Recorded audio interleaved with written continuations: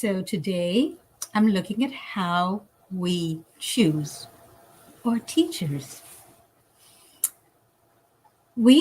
Most of us, know who our teachers have been when we look at the experiences of our lives and we go back to our childhood and through our teenage years or formative years. And then we realize, oh, I really like this teacher. This is the teacher that influenced me the most, or this is the teacher that I dislike the most, or and for this reason, this is what I learned and this is what I didn't learn, etc. But do you realize that you have teachers every second of the day? Yes, from the very experience you're experiencing right now with me here, you could be your teacher. The fact that you chose to listen to this means you are your most important teacher because we have a choice. We have a choice who we listen to. We have a choice who we follow. We have a choice what we hear. We have a choice what we see. We have a choice what we touch. We have a choice what we taste. We have a choice constantly as to who our teachers are. But do we choose consciously? And I think therein lies the issue. So when I look back at my own life, I see that some of my own teachers have been really consciously and sometimes unconsciously been there for me. For example, I have noticed that some of my teachers have been the places that I've gone to, like the Canadian Rockies. I learned a lot from that. I learned a lot from in Jasper Park, how they treated the animals. I learned the kind of attention that needs to be given to the rest of the living beings when they also create in the Rockies, they create bridges for the animals to cross over so they don't have to cross over the streets where we, the tourists and the residents, use. I learned so many things about what it is to be completely involved in how we're taught. So some lessons I've consciously sought, some teachers I've consciously sought. I chose to go and study with Deepak Chopra. I chose to go and study with Thich Nhat Hanh. I chose to go to study movement therapy and movement analysis. I chose to study anatomy, physiology, and psychology. I chose to study so many things, and I chose not to study geometry. So some of our teachings and our teachers we chose consciously, but a lot of them we've chosen subconsciously without realizing it. And we subconsciously also attract different teachers to us at different times in our lives because like attracts like. And when we function at a certain vibrational energy, we attract teachers at that vibrational energy. So some of us might be completely unaware from whom we are learning and how we learn to be in the world.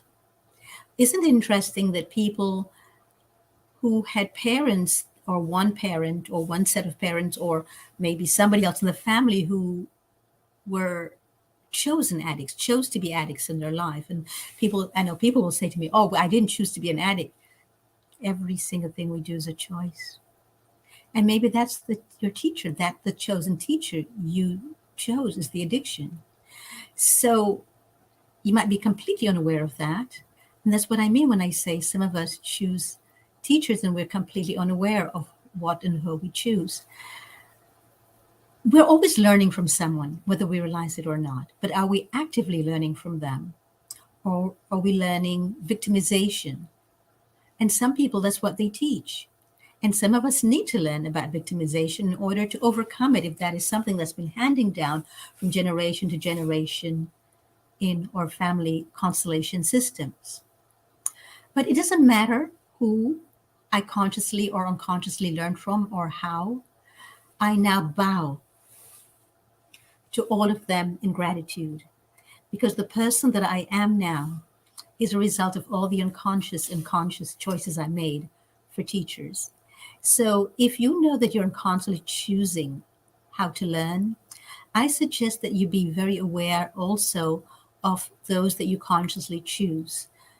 For example, there's a lot of strife that I see going on right now in the raw vegan movement. So much strife, so much intolerance, so much blame, a lot of blame, striking out at their teachers, striking out at each other. When they chose the teacher, the teacher did not choose them. So there are places in ourselves that we can go to feel safe. And that's a choice we make too. Because in my opinion, the greatest teacher we have is this, our biology, the human form, the human body. You can learn so much about yourself when you live according to your biology. Do not seek so much to learn about other forms of life other than the form of life that's lived in that biology. For example, when I was a little girl, I learned and I saw, and we had to learn exponentially and also on actually with our own hands, we learned to look at caterpillars, and we learned we touched the leaves, we touched the branches on which they were going.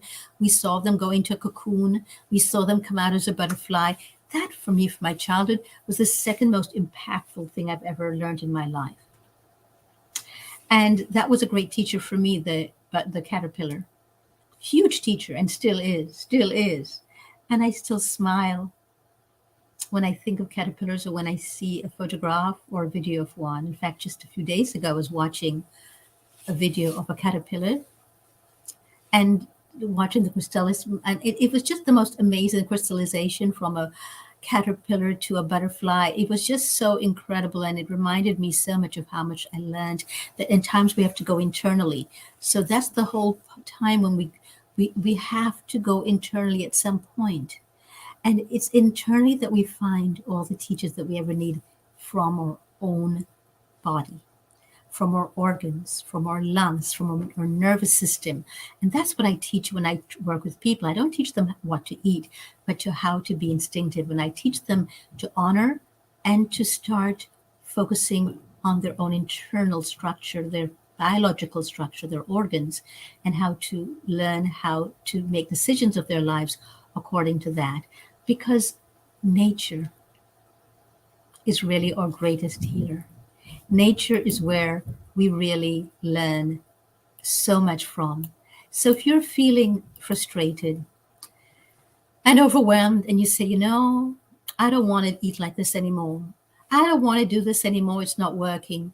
Or if you're somebody who eats according to the scale or according to a tape measurer, or you're somebody who eats according to fads or what you see in mainstream media all the time, or if you've done all of the above and you've gone from one diet to another and you're just discontented and frustrated and fed up now, and you feel like when you look at a plate, you have no idea what you need to be putting on it, just know that these have also been your teachers. So of eating disorders, so has all the different stuff that you have come up against. They've all taught you something. And I trust that what they've taught you is that you're to take responsibility for your life, because that is where your powers lie. Look at nature. Go into nature. Nature is the biggest teacher, the greatest teacher. Why? Because we are an integral part of nature. Nothing and no one can transcend all the lessons of nature. And if we do not look at nature, we will end up using illness as our teacher, which is it's a great illness. Illness is one of the best teachers, one of the most welcome teachers in my own life. And it is what taught me about the biology of my own body, not the actual structured thinking when I went to institutions and I studied anatomy, physiology there, but when I experienced it for myself in my own body when I was ill, when I went away from nature and started eating the way that civilization told me I needed to eat. So I invite you today to go into nature, apprise all of the lessons you've learned so far. Give thanks. Give thanks to all your teachers and all the things that have taught you. Do not blame anyone. Just simply take your powers back and take responsibility for who you choose to be your teacher. Thank you, everyone. Please click the subscribe and the notification button if you'd like to continue with more of this, because this is how I know that you do. And please leave your own comments below as to who you think has been your most helpful teacher. And listen to your heart, because your heart has all the wisdom that you could ever need from a teacher. Until next time, every day, Monday to Friday, the same platform.